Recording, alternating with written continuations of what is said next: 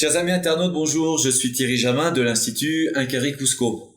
Alors, comme vous le savez, nous avons lancé il y a 10 jours ce fameux financement participatif sur la plateforme Ulule pour essayer de financer les analyses ADN et carbone 14, notamment de ces fameux petits corps et de ces organes momifiés découverts il y a un peu plus d'1 an dans le désert du sud du Pérou.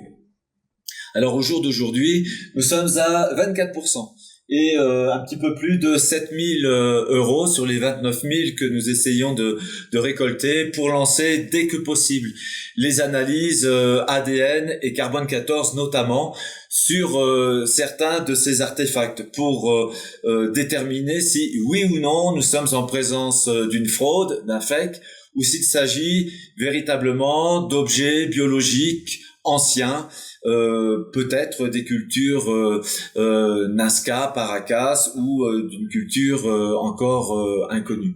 Voilà, en tout cas, je voudrais, en mon nom personnel et au nom de tout l'Institut Incarri, remercier déjà tous les donateurs. Vous êtes 165 à avoir contribué à ce financement pour le moment, et nous faisons un appel, nous lançons un appel à tous les autres internautes, les partisans comme les sceptiques, de rejoindre ce projet pour ensemble réussir à savoir s'il s'agit de quelque chose de réel ou d'une imposture. Voilà, on compte vraiment sur vous. On espère pouvoir lancer ces analyses dès le début du mois de mars et vous donner tous les résultats dans le courant du mois d'avril. Voilà. Alors d'avance, je vous remercie. Comme vous, toute l'équipe Incarri et moi-même, nous nous posons énormément de questions au sujet de cette affaire et de ces artefacts. Et donc, comme promis, nous avons sélectionné une petite quinzaine de questions que vous nous avez posées et je vais essayer d'y répondre pour autant que j'ai la réponse. Alors, premièrement, j'accueille. Les petits corps me laissent perplexe, j'avoue, cela me fait penser à un assemblage. Les crânes me perturbent davantage. J'ai trouvé quelques photos de crânes de singes approchant, mais à chaque fois, des détails ne collent pas. Avez-vous remarqué, sous la peau, entre guillemets, grâce aux radios par exemple, des marques, des micro-entailles, pouvant faire penser à un façonnage, fût-il ancien? J'avoue être jusqu'à présent convaincu de l'ancienneté des reliques, mais j'essaye aussi de rester le plus terre-à-terre possible. Alors, cher Jacaille, lorsque nous avons fait les radios, non seulement de la petite tête momifiée, mais également du petit corps dont nous avons diffusé les images récemment, pour parler très simplement, nous n'avons pas détecté une fraude. On n'a pas détecté des micro-sillons ou des éraflures ou des choses de ce genre qui pourraient laisser à penser qu'il s'agit d'un canular ou d'os de singe, par exemple, maquillé en alien. Tous les biologistes, les médecins, les anatomistes qui ont étudié ces petits corps et ces têtes momifiées et ces mains de 3 doigts sont restés comme ça, perplexes, sans avoir de réponse, mais en tout cas, aucun de ces spécialistes a conclu à une fraude. Je dis bien aucun. Alors, je pense qu'il n'y a vraiment que les analyses ADN et carbone 14 qui pourront déterminer de quoi il s'agit. Yannick, une petite question qui risque d'embêter Thierry, pas du tout. Peux-tu nous faire part de l'inventaire des pièces que tu détiens ou auxquelles tu as accès, ainsi que les pièces que tu as pu voir de tes yeux ou en photo que tu authentifierais? Alors, des objets en photo, biologiques et non biologiques, on en a vu plusieurs dizaines. Il faut savoir par exemple que dans le premier sarcophage ont été découverts plus d'1 millier d'objets. Et dans le deuxième sarcophage, il y a plusieurs dizaines de corps et d'organes divers. J'y reviendrai un petit peu plus tard. Concernant les objets que j'ai eus entre les mains, alors il y a d'abord les trois objets, les trois artefacts que m'avait présenté Paul il y a plusieurs semaines, même plusieurs mois, à savoir un petit corps, cette fameuse tête momifiée qui ressemble beaucoup à Haïti, et puis cette main très troublante de trois doigts. Depuis, nous avons réussi à nouer un contact avec les principaux Wakeros qui ont découvert le site, et on a pu récupérer un certain nombre d'objets biologiques ou non que l'on va vous présenter dans les semaines qui viennent, c'est promis.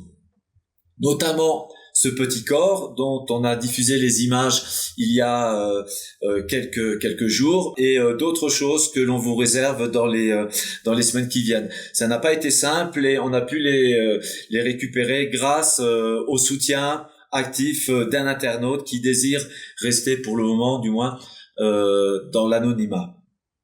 Voilà. Romain, as-tu contacté ou été contacté par les autorités françaises? Alors non, nous n'avons aucun contact avec les autorités françaises, pas plus celles de l'ambassade du Pérou à Lima que des autorités gouvernementales françaises.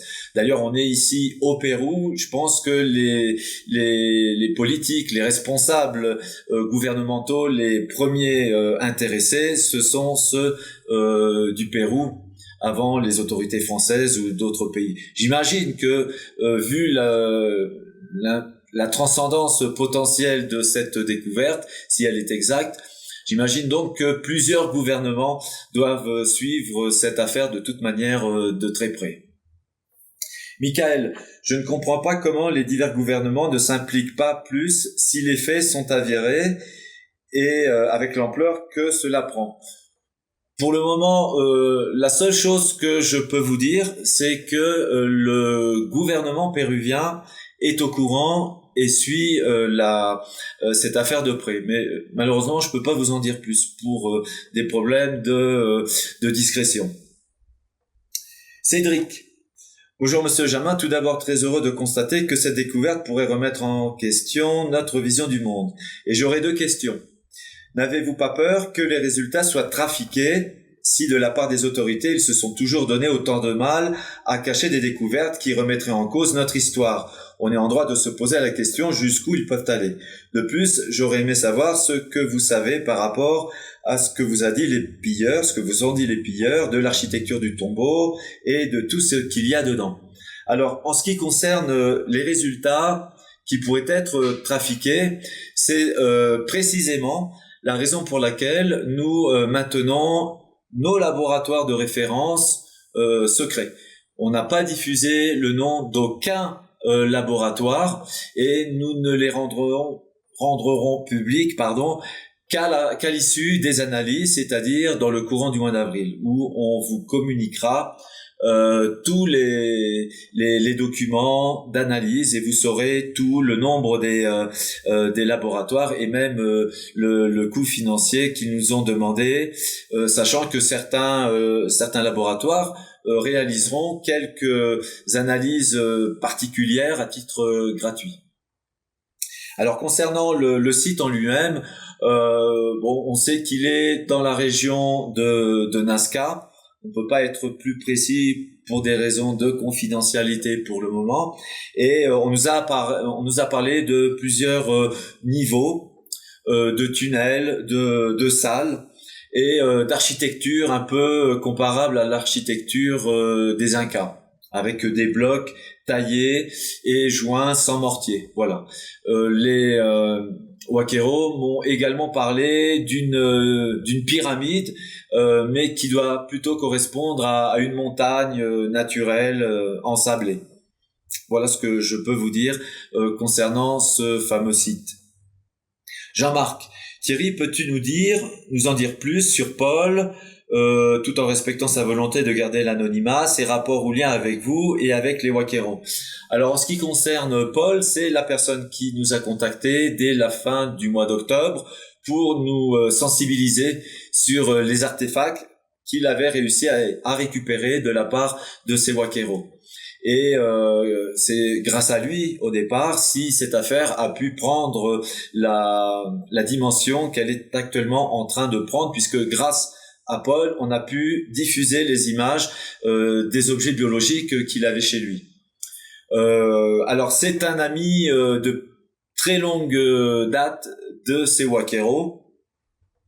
En ce qui nous concerne, on a été amené à nous distancier un peu de Paul en raison de ses prises de position, notamment sur Internet, où il diffuse des vidéos montrant ces artefacts et mélangeant des passages de la Bible et des interprétations un peu sulfureuses que nous ne cautionnons pas.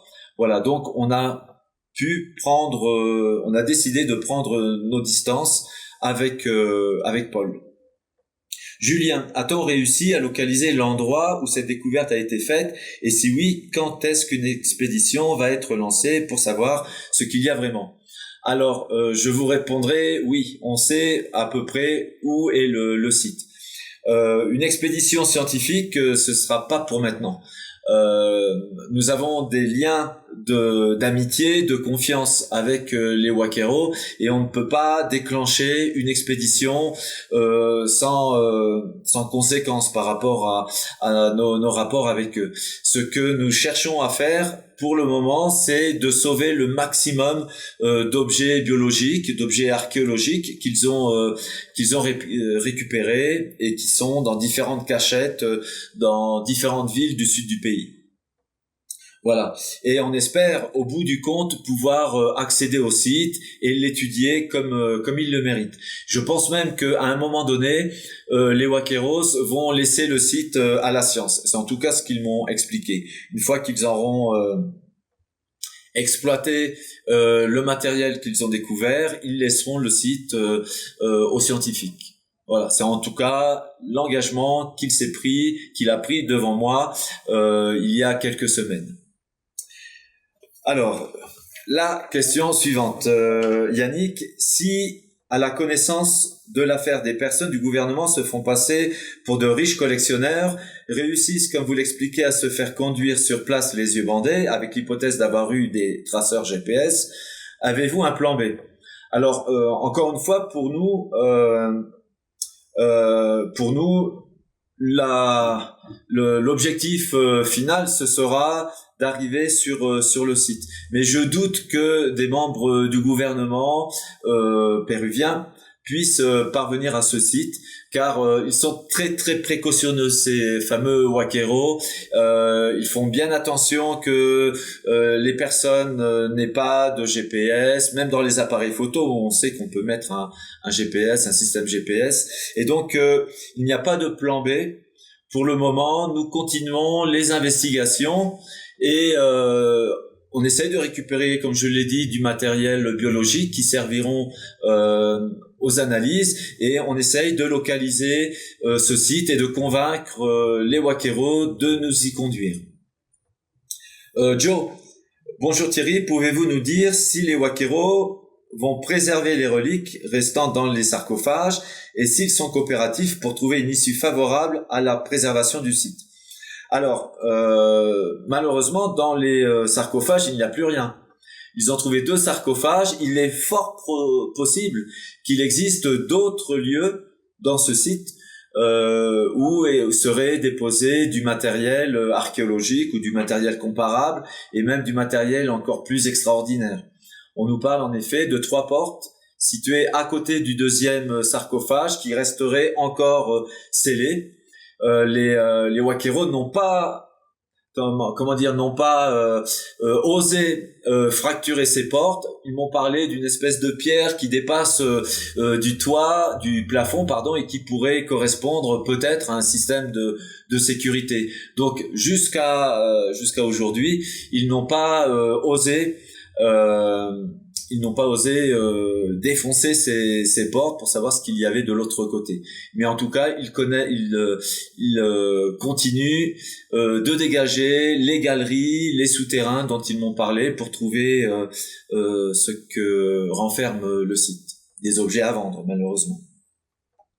Pascal, quelle sera la suite de l'histoire si les analyses révèlent des résultats sans ambiguïté? Alors dans ce cas-là, en fait, il y a deux hypothèses.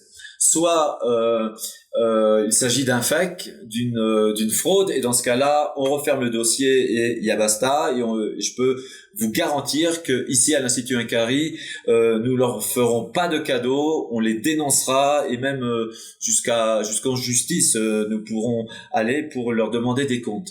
En revanche, si les analyses démontrent que le matériel est authentique, là, je pense qu'il y aura des développements que nous ne pouvons pas encore imaginer. Et j'imagine qu'il y a des chercheurs et des scientifiques dans de nombreux domaines qui voudront étudier ces restes et accéder au site. Mais là, on parle dans les mois qui viennent. Lorraine, les restes de combien de personnes ont été trouvés? Combien de types uniques d'êtres ont-ils été trouvés? Quels indices, s'il y en a eu, indiquaient pourquoi ces restes étaient gardés et par qui? Alors c'est une bonne question. À ma connaissance, ils ont trouvé plus d'une vingtaine de corps dans le deuxième sarcophage. Et la plupart de ces corps représentent des espèces différentes, en tout cas des morphologies assez différentes. Ils ont trouvé des petits corps de 15-25 cm comme le premier et des corps beaucoup plus grands de 90 cm.